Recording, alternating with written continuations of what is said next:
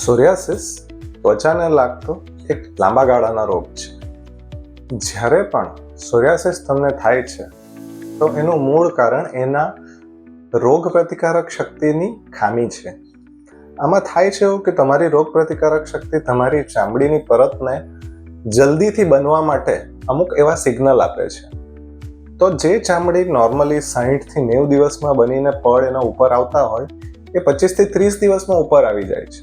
તો એના લીધે ચામડી લાલ હોય છે, એ પૂરી પરિપક્વ નથી, એટલે એના પર સફેદ જેવી પતલી પડ બાજે છે, પરત બાજે છે, પોપડા બાજે છે, નીકળે છે.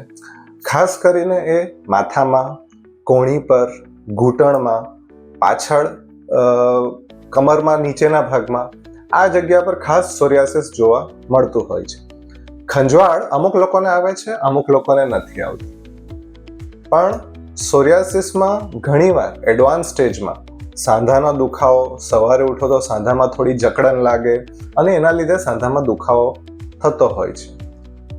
સોરિયાસિસની સારવાર કોઈ પણ સ્કિન સ્પેશિયાલિસ્ટ કરી શકે છે, પણ એ થોડી લાંબા ગાળાની રહેતી હોય છે અને એના લીધે એના સિમ્ટમ્સ અથવા એના લક્ષણો તમે કંટ્રોલ કરી શકો છો વ્યવસ્થિત દવા લઈને. આજે સોરિયાસિસની ટ્રીટમેન્ટ સૌથી બેઝિક એટલે કે મિથોટ્રેક્સેટ નામની દવાથી કરવામાં આવે છે.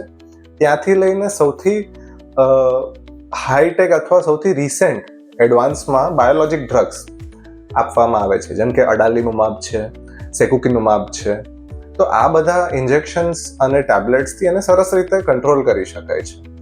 પણ એને 100% મટાડી શકાય એવી કોઈ પણ ટ્રીટમેન્ટ તમને કોઈ ડૉક્ટર પ્રોમિસ કરતો હોય કે આ કરો અને આનાથી હંમેશા માટે સોરિયાસિસ મટી જશે, તો કદાચ એ ડૉક્ટર સોરિયાસિસ વિશે જાણતા નથી એવું સમજવું વધારે વ્યાજબી રહેશે. કારણ કે કોઈ પણ ડૉક્ટર સોરિયાસિસ વિશે આવી ગેરંટી નહીં આપી શકે. તો જ્યારે પણ તમને સોરિયાસિસ હોય તો કોઈ પણ વ્યવસ્થિત સ્કિન સ્પેશિયાલિસ્ટને બતાવો, જે તમારા વિશ્વાસુ હોય, જેની સાથે સારવાર કરવામાં તમને સંતુષ્ટતા હોય. અને જ્યારે એને લક્ષણો વધે તો ત્યારે દવાને લઈ એને કંટ્રોલ કરી શકાય કે જેથી તમારી ચામડી ચોખ્ખી થઈ જાય છે. એના માટે ક્રીમ્સ, ટેબ્લેટ્સ વગેરે જે કરવું પડે એ રેગ્યુલર કરતા રહો તો સોરિયાસિસના લક્ષણો સરસ રીતે કંટ્રોલમાં રહેતા હોય છે. જો સોરિયાસિસની બીમારી 18 કે 20 વર્ષથી નાની ઉંમરમાં થાય તો એ એક જ વારમાં તમે એક જ ટ્રીટમેન્ટ કરો તો એ મટી જવાના ચાન્સીસ વધારે છે. પણ જો તમારું સોરિયાસિસ 18 કે 20 વર્ષ પછી થાય છે તો એ લાંબા ગાળાનું સોરિયાસિસ હોવાની શક્યતા છે.